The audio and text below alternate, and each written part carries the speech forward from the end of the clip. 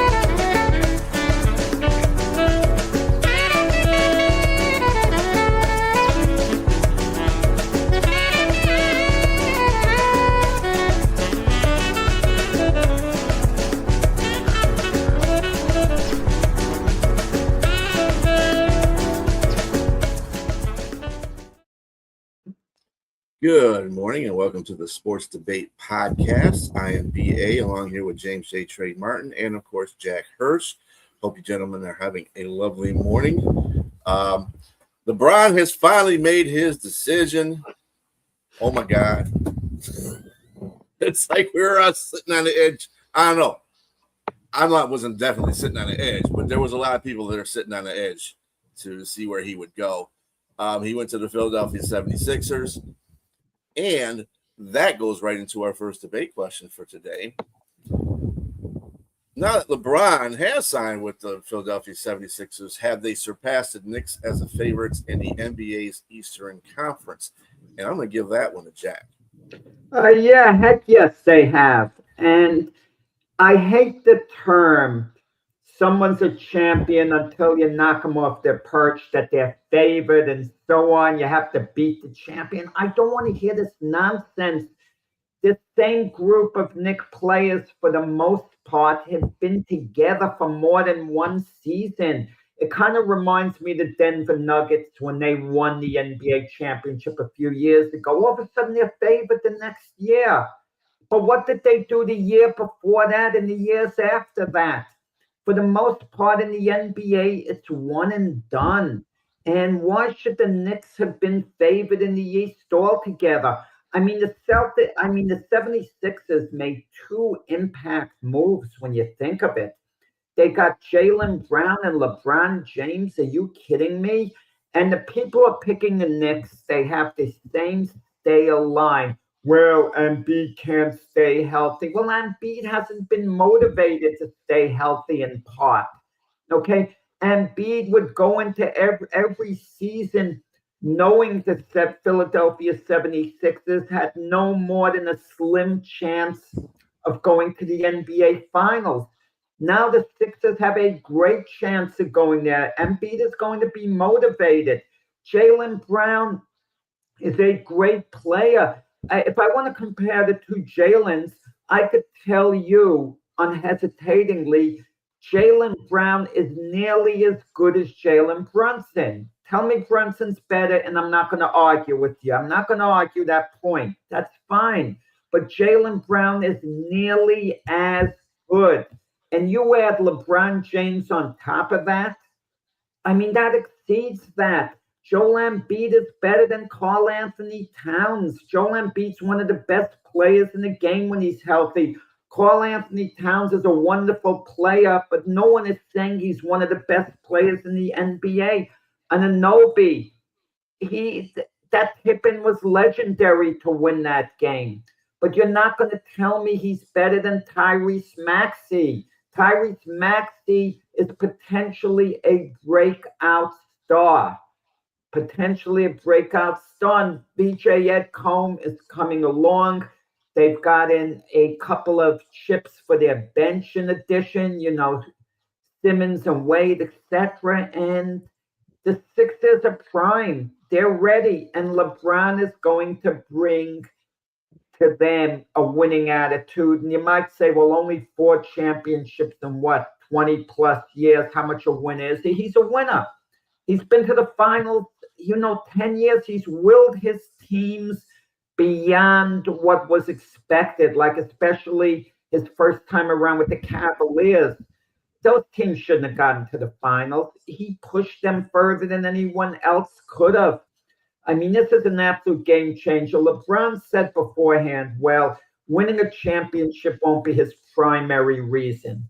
I mean, it was the primary reason. If LeBron was going to have fun, just to enjoy basketball where he lived, he'd go to Golden State. He'd get along great with the guys, with a coach like Steve Kerr, with Steph Curry, Draymond.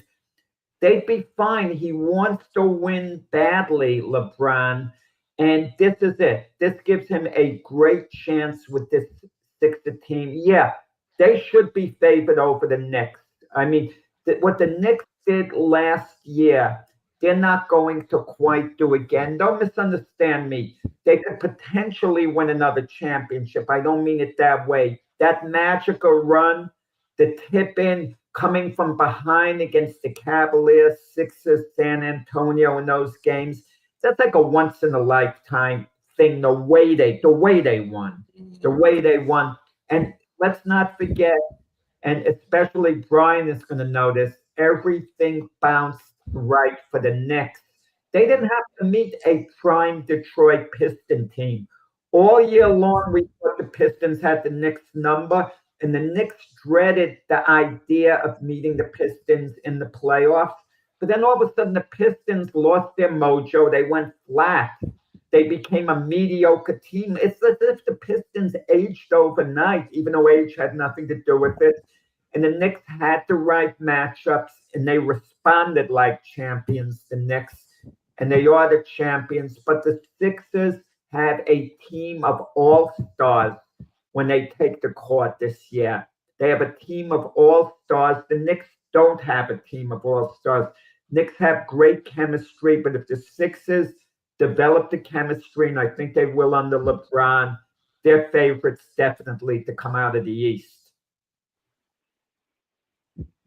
Okay, so just off a show last night, I made a strong prediction saying that the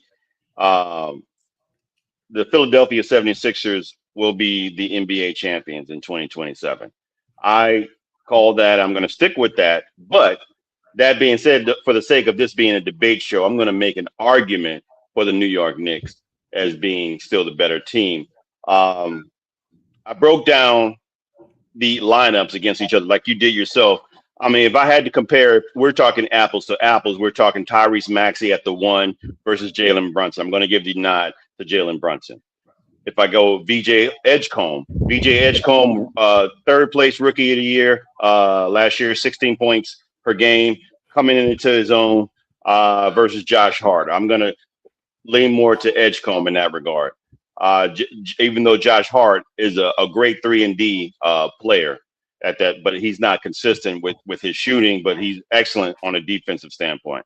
Jaylen Brown, as you mentioned, at the 3, I'm going to go with Jaylen Brown versus Mikal Bridges. And LeBron James versus Anunoby, that's kind of tough. I'm just going to be honest with you. LeBron James and Anunoby's one's better defensively at this stage of his career. I would say Anunoby's got the nod in that regard.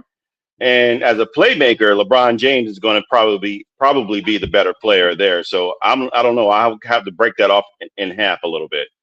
But ultimately, LeBron James is the better basketball IQ player, and ultimately a field general. So he's going to be, to give LeBron much better leader. To give him a little edge. Give him a little edge. Okay. Right, exactly. In that. Joel Embiid versus Karl Anthony Towns. If Joel Embiid was 2022-23 MVP Joel Embiid, where he give you 66 games and 33 points a game, I'd go his direction. But because he's 32 now and the health, the past 2 years, he's played a total of 59 games, I'm going to give Karl Anthony Towns that edge. I don't want to hear that, James. Assuming they're healthy. If players can't play, that changes things. Assuming, and you can't assume anything, I get that. But right. If all players are healthy, don't tell me Karl Anthony Towns is better than Joel Embiid. Jack, you must have an alcoholic problem because you do ifs, and because if ifs were fifths, you drink a lot of that Kool-Aid, man. Everything is an if. We can't go off that. We can't go off that. But You got to go off with the. You got to go off with somebody. If somebody, who is if somebody tells you, who they are, you better damn well believe them, because I mean, the past couple of years he's just been bad. I mean, health wise. I'm not saying like when he played the playoffs this year. If he can give them I'll give you this. If he gives you 40 games and he can give you the playoffs, I'll give you those ifs. I would take him over Karl Anthony Towns. All right, that's an if. I'll give you that. But if he can't give you that and he's not healthy, man, I'm just going to go with Karl Anthony Towns. It's no slouch because it's a slight edge. Yeah. It's a slight edge. So I would have to give the health nod to Karl Anthony Towns because he's available. But the biggest question now, this is where I have to give the Knicks a little bit more favor, is because of their bench. It's because of the bench. The Knicks, I mean, the 76ers lost a lot in their bench. They got Dean Wade. Dean Wade, they got him in a trade. Dean Wade is going to be good on the defensive perimeter as a big forward, so he'll be out there defensively, but he averaged about 5.5 points a game. So he's not giving you much on the offensive end, but he's good on defense, which is what they'll need because LeBron, that'll pretty much, those are the same player essentially, you know, in that regard. He'll give LeBron some relief once he's, take him, and once he goes to the bench, he gives a good defense. But LeBaron Philon Jr., the kid, the guard that was a rookie last year. A rookie this year, excuse me. We don't know, out of Alabama. So we don't know what he's going to give you. We don't know what he's going to give you, but hopefully he's somebody that can relieve one of the guards here, Tyrese Maxey or VJ Edgecombe. But it's an if. I don't know.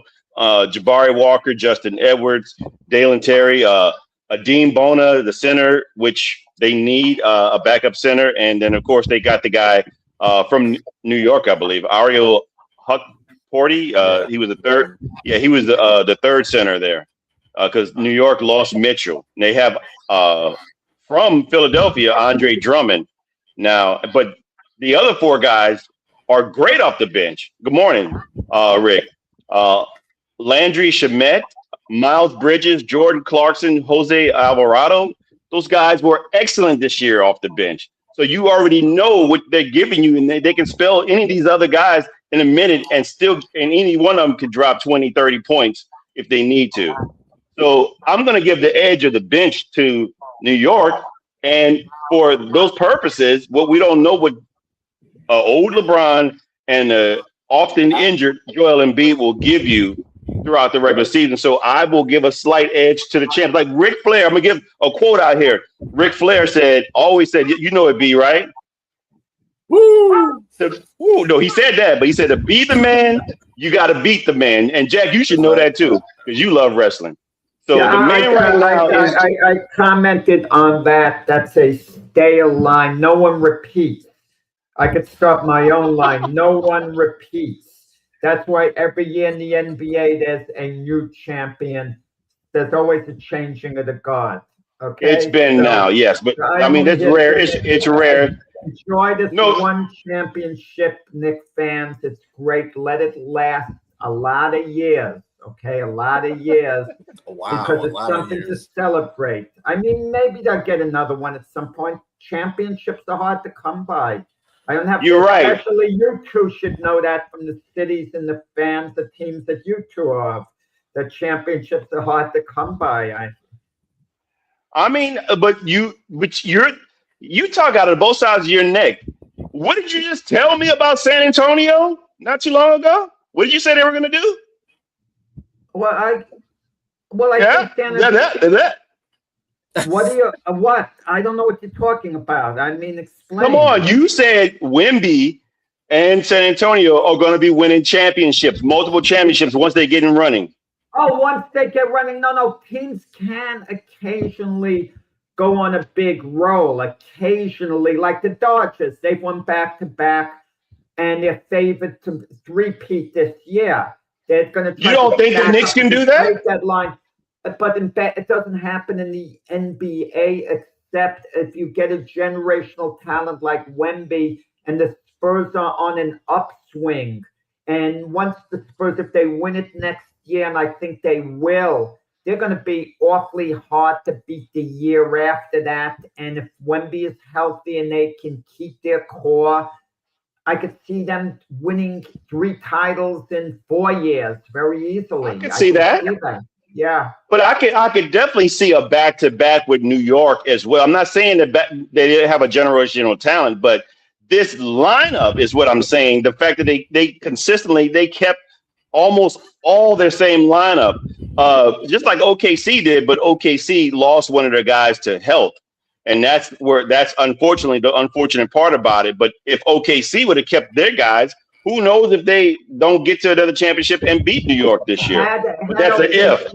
Been healthy, maybe they beat San Antonio this season. They would have had a reasonable chance. And I feel they would have beaten the Knicks in the finals, and they would have had back-to-back, and that would have been their legacy there. But it didn't happen. But again, I just going back for the sake of argument, I'm not going to sway on what I said last night. I still think Philadelphia is going to win the championship this year, this season coming up. But I wanted to make an argument for New York, and I think the biggest question marks if I had to look at something that would stall the championship aspirations of Philadelphia, it would be the health of Joel Embiid and potentially the ineptitude of their bench versus New York and what they have right now, and their defense. New York's defense is. I mean, let's not get it twisted. Regardless of who they didn't meet up, they showed up for every series that they were there, and they didn't just show up; they dominated, including the San Antonio Spurs. So, I mean, I don't know what to tell you with that in that regard. They look like they could repeat to me. Yeah. There's an extra credit question here. If LeBron James ends without a championship, what is his next chess move? He's got a 2-year contract, so we assume that he's going to stay on Philadelphia. Well, I guess she's saying if he loses them both, then the chess move is checkmate. He's done. Because, I mean, he'll be 45 at that time. So that's it. All righty. I think the Eastern Conference Finals is going to come down to those two, though. I think the Knicks and 76ers, I think they'll meet for that. It's going to be a good series, too. I bet. I agree. Either way, I think it's going to go 7 games. I think whoever wins that will go to the championship, obviously. Because of the 76ers bench, I don't see them winning the championship because I think the West has better depth at OKC and San Antonio. I think they both have better depth in the bench. That's the only reason why I think that they would not win a championship. But I still think they're going to be in it, though. Anyway. All right. On to football. Of course, Diego Pavea was on the Baltimore Ravens. They gave him a chance to be on there, but I kind of figured that wasn't going to last too long. And they did kick him to the curb. Not as cruel as I'm making it sound. If given the opportunity, can Diego Pavea be serviceable NFL quarterback? Go ahead, James. No, and capital no exclamation point. There is no way. Why? People might think, oh, he's got a bad attitude. He said all this stuff, F the media and all this other kind of stuff when he didn't win the Heisman. That has nothing to do with anything. It's not the attitude at all. It has everything to do with the lack of talent and the height. It has everything to do with that, plus the attitude. So you tell me you don't go, you win 10 games, you 10-3 was his record at Vanderbilt. He did a historic run with Vanderbilt with that team and brought them to prominence. But it wasn't just him. It was the coach. He had a great team around him. I mean, because I know a better quarterback that was there a long time ago. And this is one of the guys I'm going to bring up in regards to guys with behavior that nobody likes or attitude that nobody likes. And that's Jay Cutler. Jay Cutler was the best quarterback at Vanderbilt that I've ever seen play there. And he didn't have a team at all. And you watched him, you knew him. And he was drafted in the first round. mind you, but not because of his attitude. Not he didn't slip because of his attitude. Because he had attitude. You know, he didn't like the media. He didn't do anything, but he drafted because he had that strong arm. That dude had a super talent, and he was taller. This Diego is on a given day with some heels is probably 5'10". I think he might be a little shorter than that. I think he may be like 5'8", 5'9", for what I understand. Again, another example of a bad guy quarterback, Jeff George. Jeff George, nobody liked that dude. Nobody liked that dude at all. But his talent at the arm strength, with the arm strength, Indianapolis, Atlanta, wherever he played, he was a dog. I mean, he kept an opportunity. He didn't win. I mean, but he kept an opportunity because the talent was always there, but people did not like him. Michael Vick. Say what you will. I mean, Michael Vick got convicted for dogfighting and or conspiracy or whatever it was. He was in sports. I mean, or Leavenworth for 2 years. Got back out. Got a chance with Philadelphia and got another $100 million contract. Why? Because he was an excellent dual threat quarterback with a strong arm. I mean, it was just what it is. And guys who didn't have bad attitudes, but they were short. Let's just say if we're talking about a guy who's short, Drew Brees, prime example, 6 foot at his best, and probably 5'11". Drew Brees stood. If you go look back at some of the tape, he stood on his toes behind the line of scrimmage. People don't know that, but he actually stood on his toes to see above the line, and he threw the ball, and he threw 80,000 yards for that. My point is, Drew Brees was a leader of men, and he was a cerebral quarterback, and he had a moderately strength arm. He wasn't that, his arm strength wasn't that strong. It didn't need to be. He could throw every single throw. Who else? Russell Wilson, another cerebral quarterback, strong arm dual threat. And these two guys I mentioned, they were taken in the second and the third round, so they weren't projected to be starters. Russell Wilson, there was a guy that already had a job there that they brought in from another, I think Green Bay. He was out of LSU. I forgot the guy's name. Matt something. I forgot. But anyway, Flynn, yeah, and he took his job. That's just how great Russell Wilson was. And ultimately, both these guys I mentioned won a Super Bowl. My prognosis for this kid is ending up either in CFL, which the Winnipeg Blue Bombers are holding his negotiation rights. If you don't know that out there, they drafted him, so he can go there, or he can go to the UFL. And if not, I love his moxie. I love the attitude. The type of thing he has, he's an overachiever. He can be somebody's CEO. He don't have to play football at all. He can go do something else. He went to Vanderbilt. So I'm pretty sure he's not an unintelligent guy. So I'm pretty sure he can do something else other than that. But that's my prognosis. He will not be an NFL quarterback. He won't be serviceable. He won't even be on anybody's practice squad.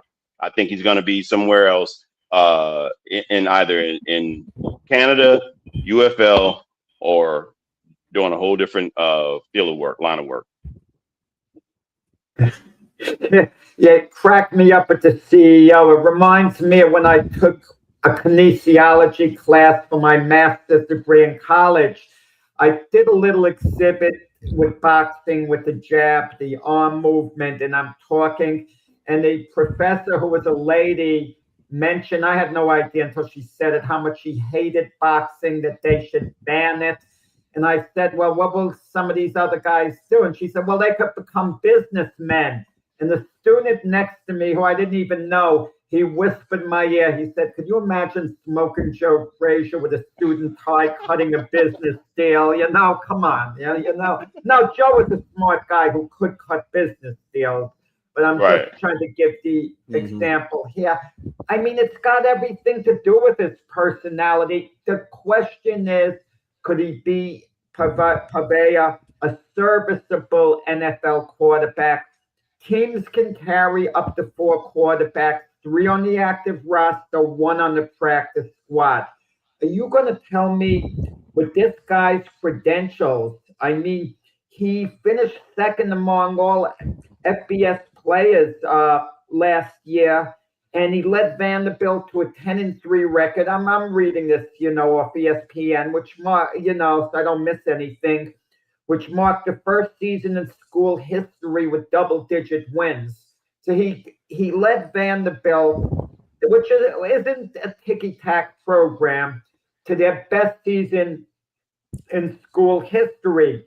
And it says after throwing 29 touchdown passes and rushing for 10 more, Pavea was named first-team All-American and SEC Offensive Player of the Year and won the Johnny Unitas Golden Arm Award as the best upperclassman quarterback in college football. Now, I know there are questions about his height, 5'10", this and that, but again, I'm not talking about a first, second, third round draft choice. He went undrafted. The Ravens picked him up. Look, when they cut him, they didn't even let the darn guy get the training camp to show what he could do. And you want to know why? It's the same reason teams were turned off by Colin Kaepernick, not because of the knee, him taking the knee itself. Tim Tebow, not because of his personality in any way. These guys are a distraction, and you do not put up with a distraction unless you have to. If it's Patrick Mahomes, if it's Josh Allen, they could make any political statement they want. They could be as vulgar as they want. They can be as much of a lightning rod as they want, but you're going to put up with it. You put up with great talent who can help a team. You do not put up with marginal players. And Pavea is a distraction. When he finished run up for the Heisman, he posted something giving the finger to the voters. That is a big, big turnoff. Even in the movie. Then why? But why add him on? Why add him onto your roster if that's a turnoff? I don't think that was the issue. I think they wanted to see what he had because he did, like you said, he did some great things at Vanderbilt, but he wasn't talented enough. They added a center in his place, and so they added a center and dumped him off.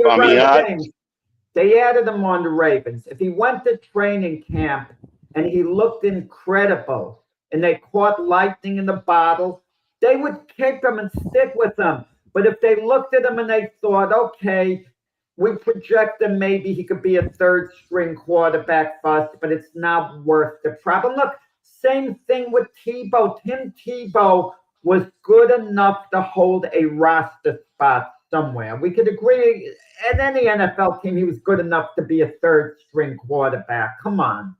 Yet I don't think, not quarterback. That's why do you think he switched to tight end? I think he knew. I mean, he was an athlete. He was an athlete that happened to be behind.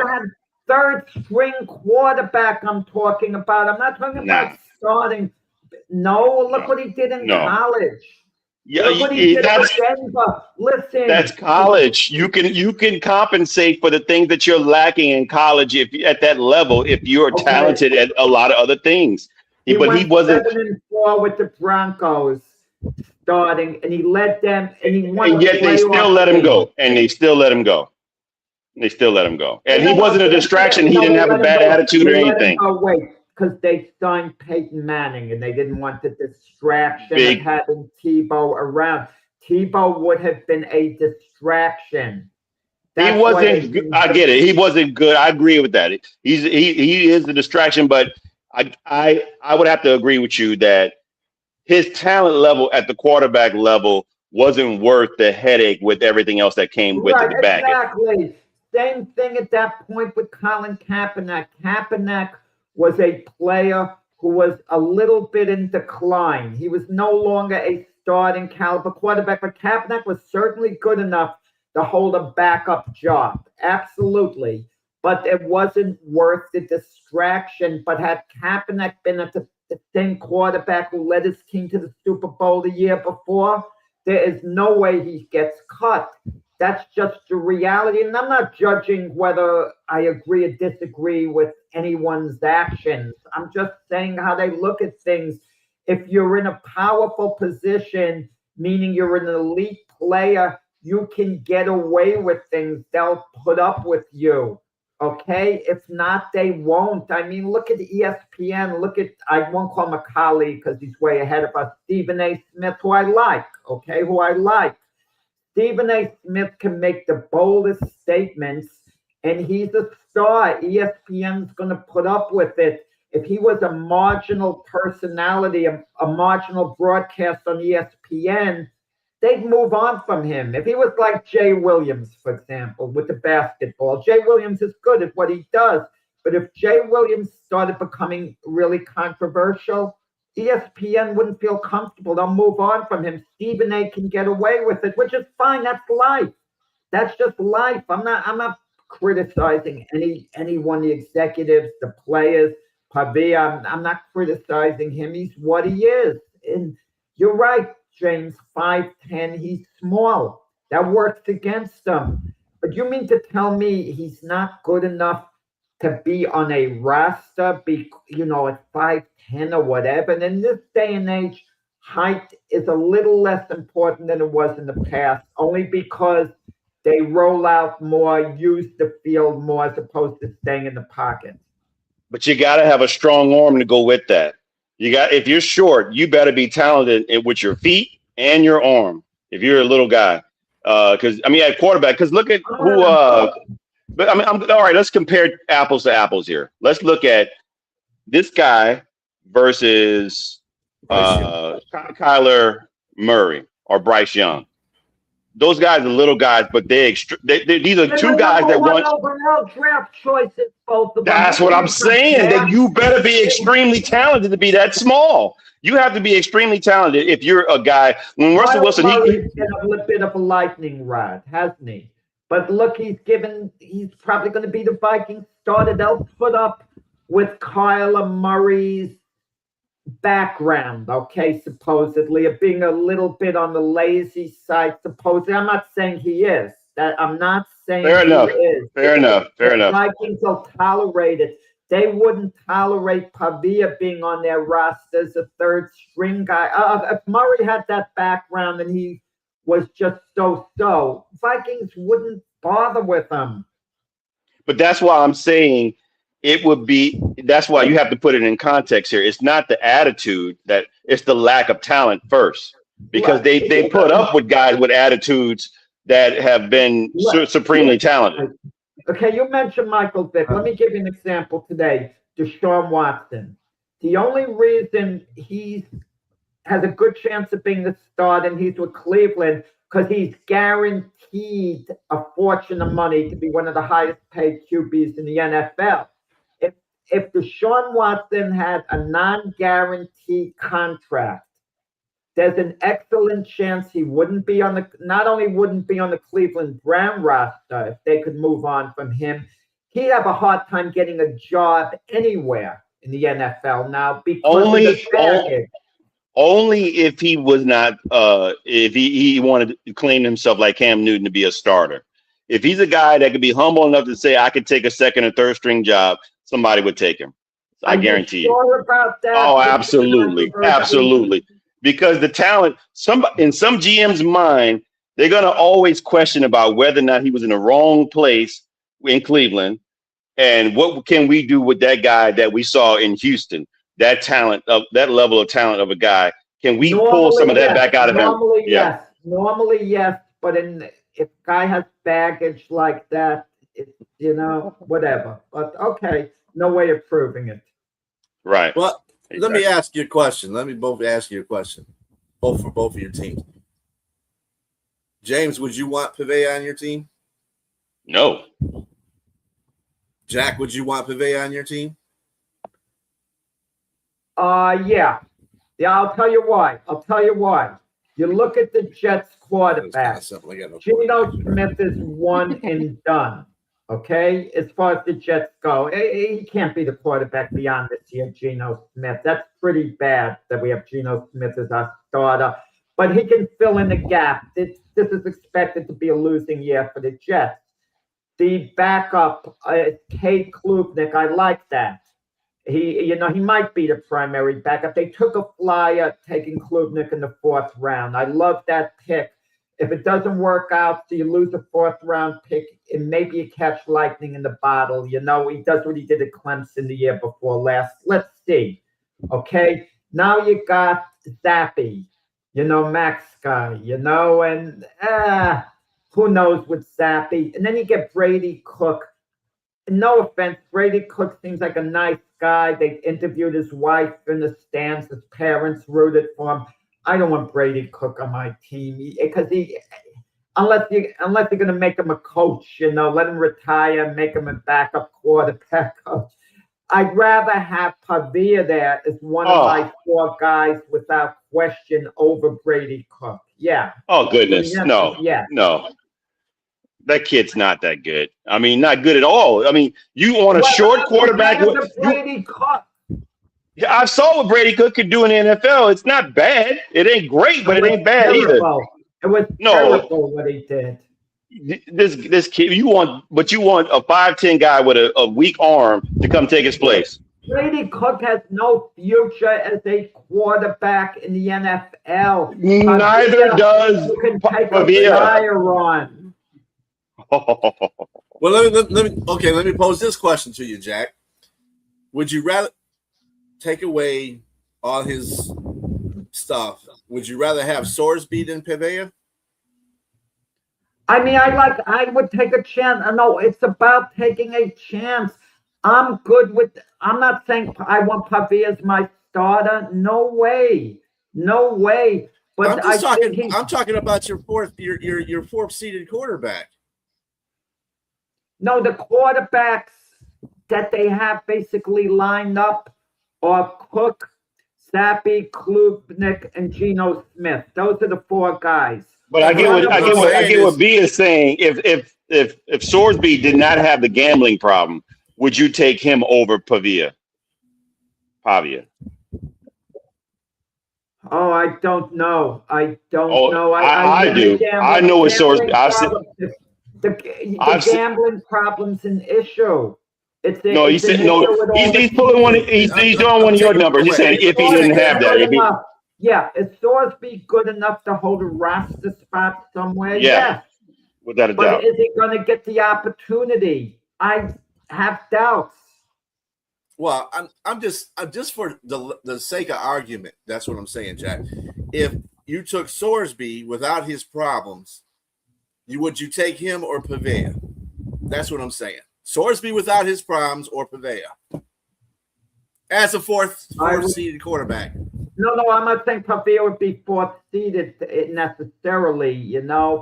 I would take Sorsby. I think if push came to shove, because he would have marginally more potential of winning the starting job at some point in the wide open competition.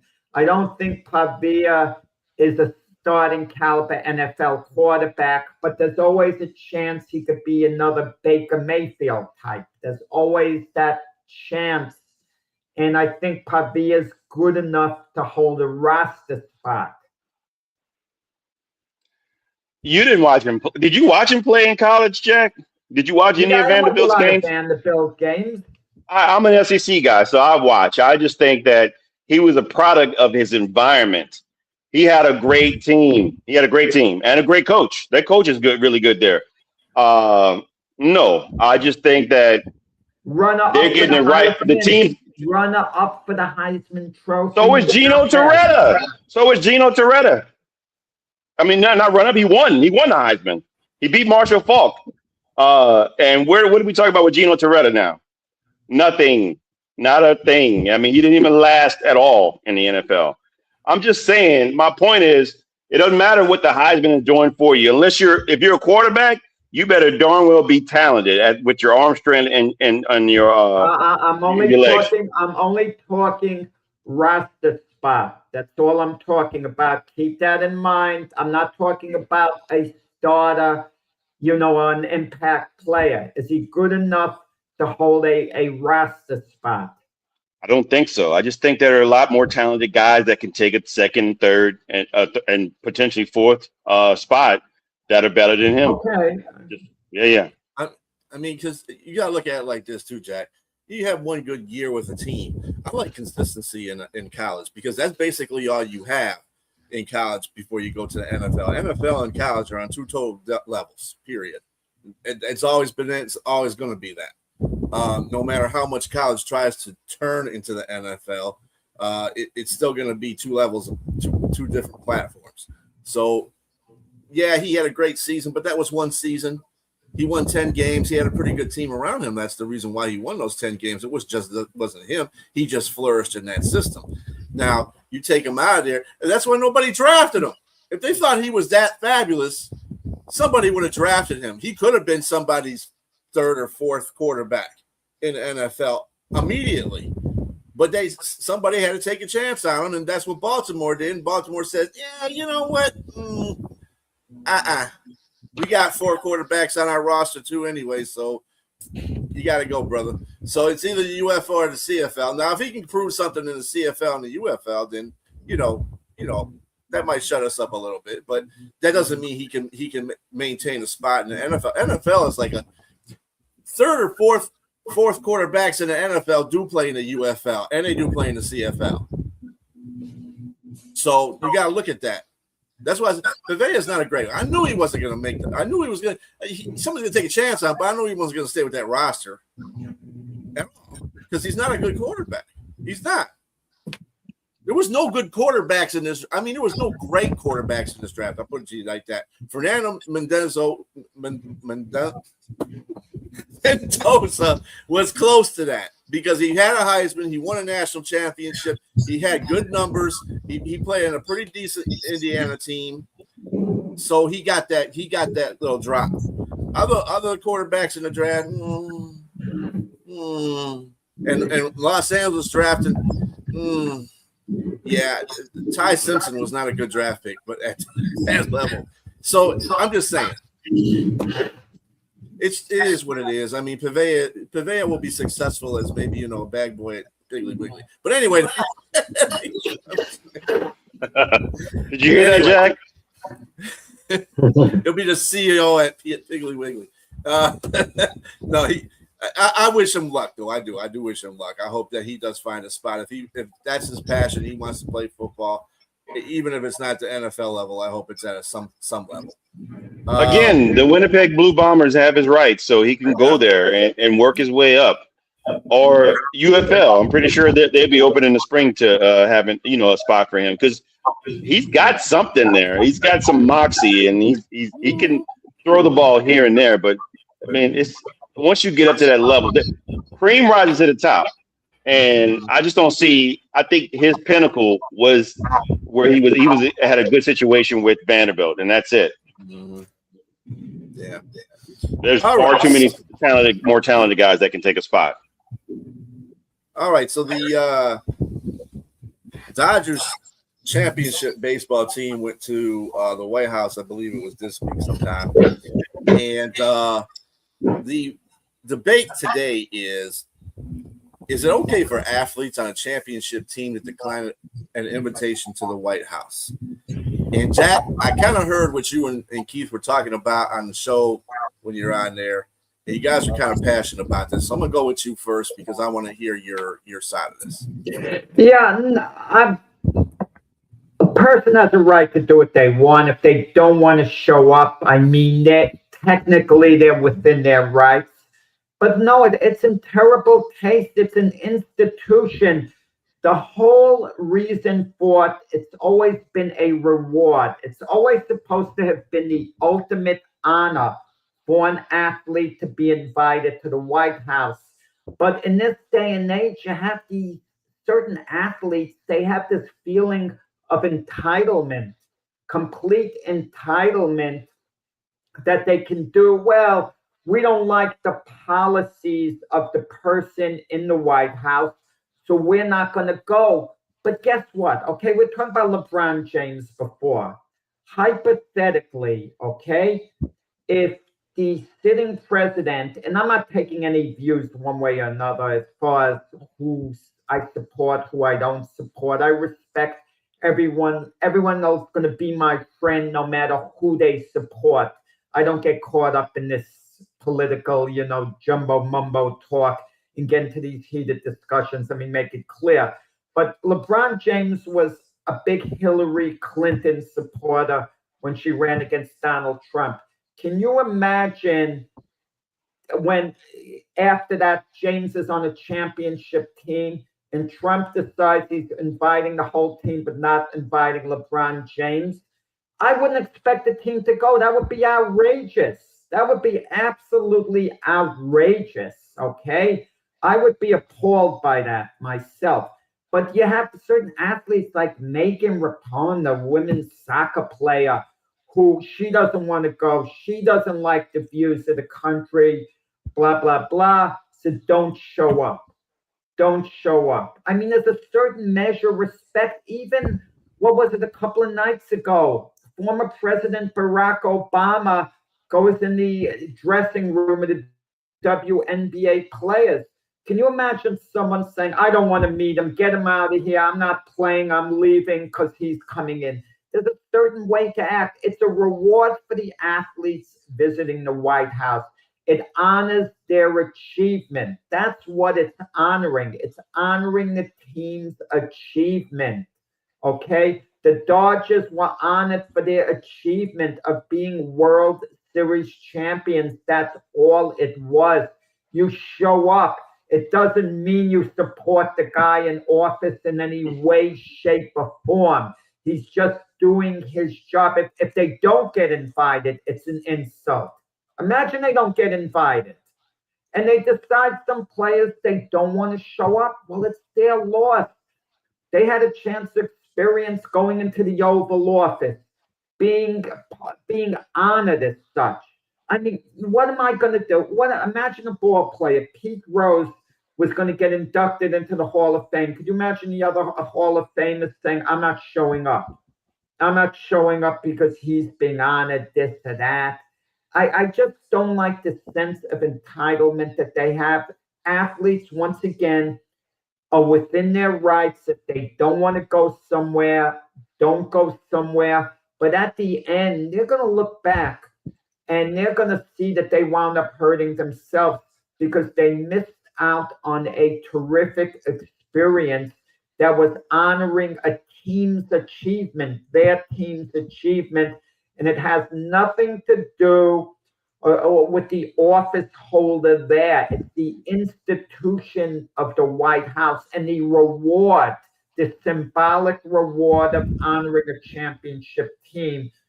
So I can't support any athlete's position not showing up at the White House because they don't like the person in office or the policies or this or that. I don't know.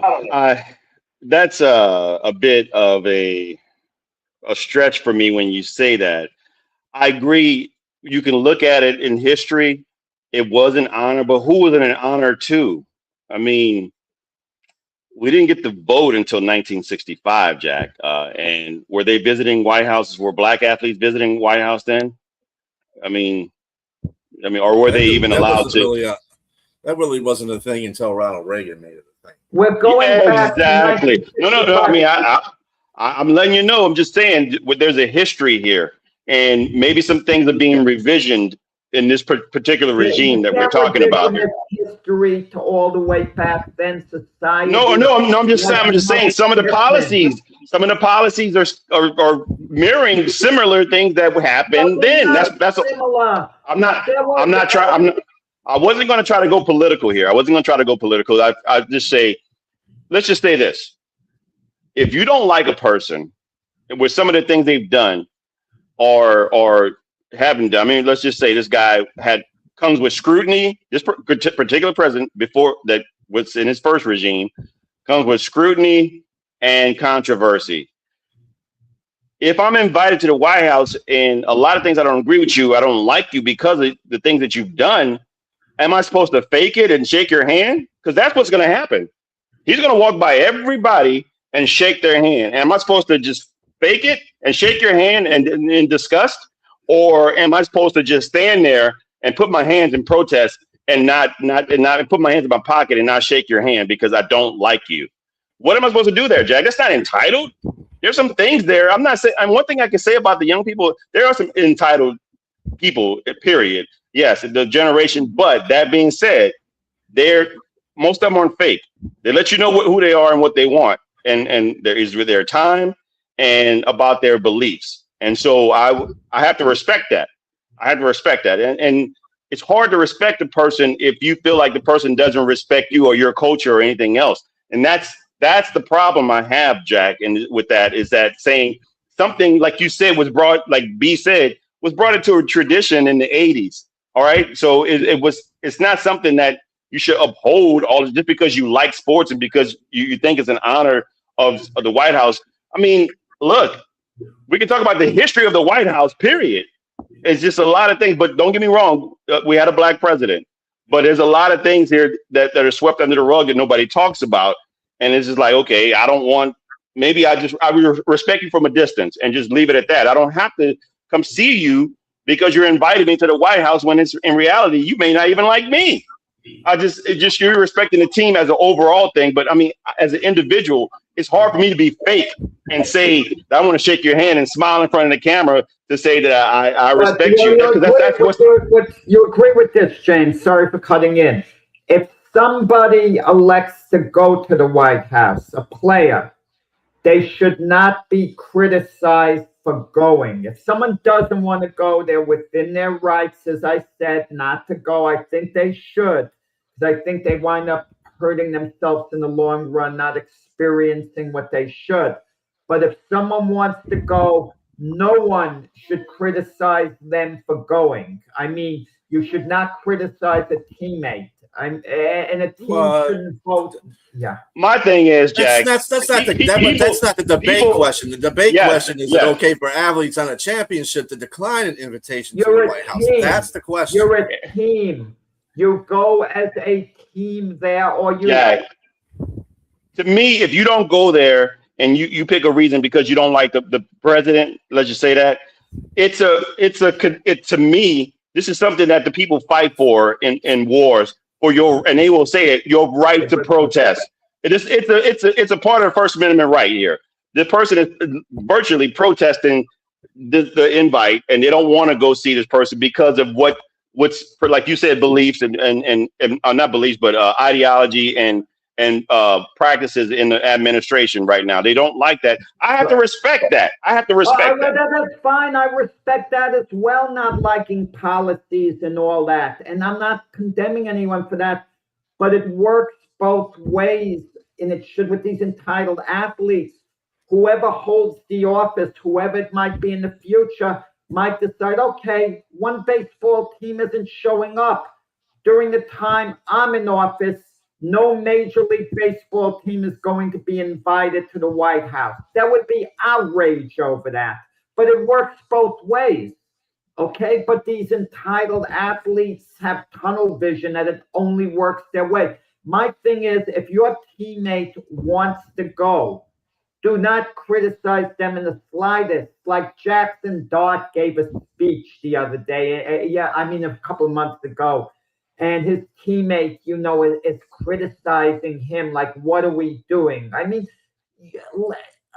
I'm sick of stuff like that. Quite honestly, athletes who don't want to go to the White House are entitled not to go. I'm not mad. I'm not upset with them.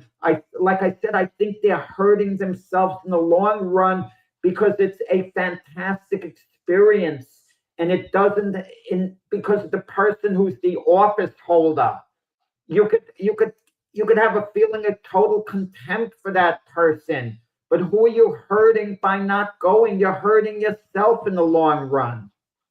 And ultimately, this is why I think athletes should play no role, because you're a part of entertainment. You should play no role in politics. Don't do it.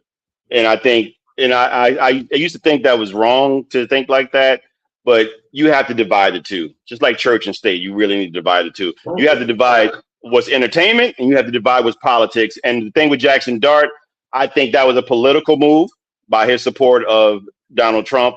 And it invoked the other player to say something because of the disagreement in the ideology.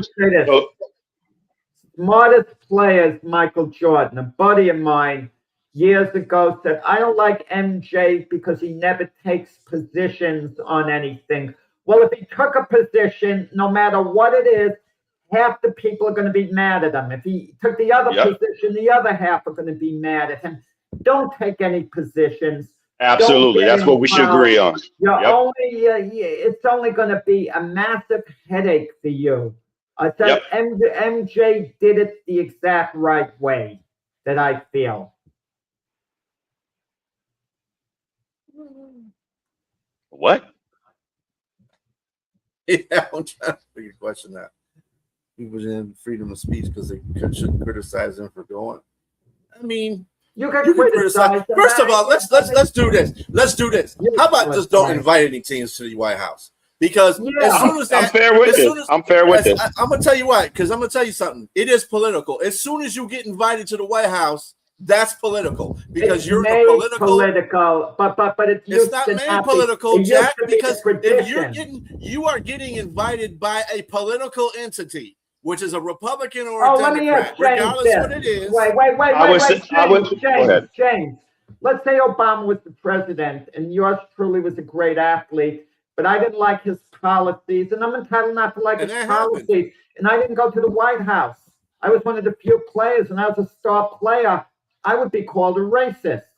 I would. Let's be honest about it. You're asking me. The 18-year-old me would have said yes. What are you doing? Why are you not going to the White House?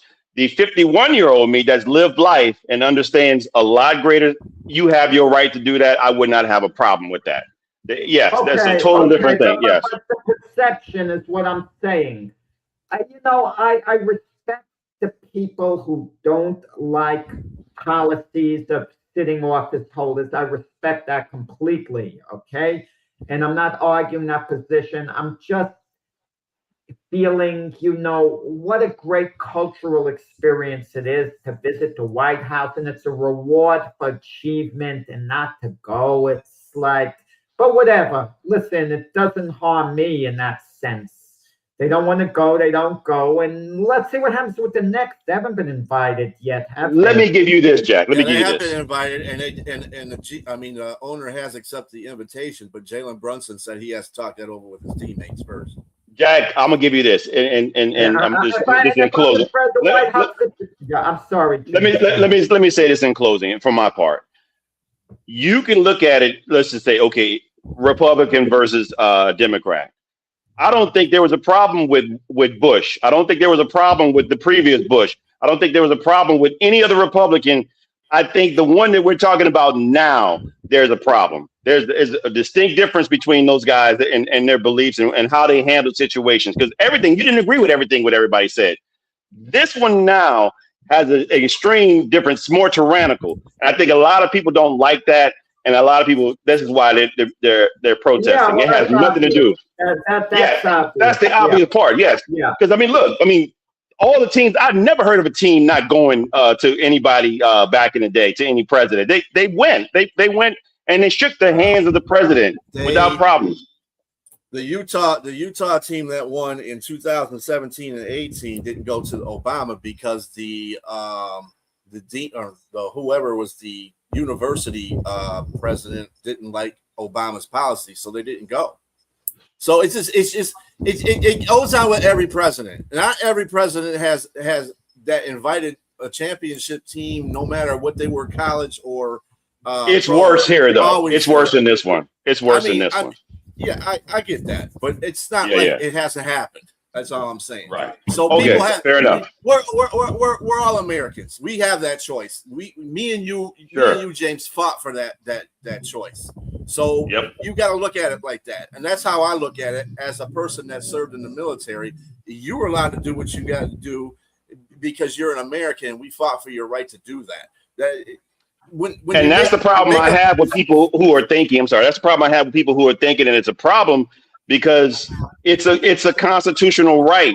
That's the thing you fight and want to have and discuss that. You can't have it two ways. You got to look at it in its totality. It's for everyone. Every single. That even though the Declaration of Independence was not meant for Black people back in the day, it is now. It's meant for anybody. These truths hold true. You know how it goes. I'm not going to paraphrase it, but exactly how it goes. It's everybody has that freedom in this country. So it is what it is. I don't have a problem with it. Whether you agree with it or not, that's one thing. But to respect it is a whole nother thing. And again, it's your right to agree or disagree with it. But I don't. Right. Exactly.